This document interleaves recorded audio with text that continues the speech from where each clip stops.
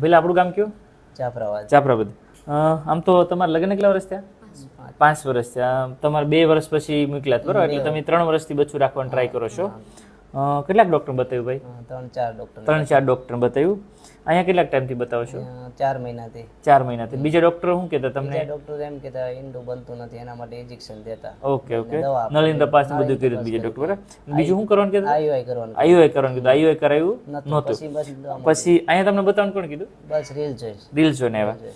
અને last time જો કે પોઝિટિવ લઈ આવ્યા બરાબર, તો અહીંથી ડાયરેક્ટ ક્યાં ગયા હતા? મોગલમાં ગયા હતા બરાબર. અને હવે બીજી શું માનતા રાખી તમે? દ્વારકાધીશે હાલીને જવાનું. દ્વારકાધીશ હમણાં ઉનાળામાં જવાનું છે બરાબર.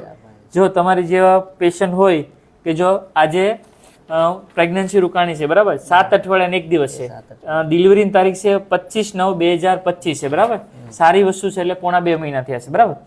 જો તમારી જેવા પેશન્ટને પ્રેગ્નન્સી રૂકાતી હોય, રિઝલ્ટ મળ્યું હોય, તો બીજા જે તકલીફ હોય કે કપલ હોય કે એને પ્રેગ્નન્સી ના રૂકાય તો એને શું કહેશો? જીઓ સાહેબનું કામ બહુ સારું છે. ઓકે સારું છે. અને બીજો એક વિડીયો મૂકો તો વાંધો નહીં ને? ના ઓકે સારું.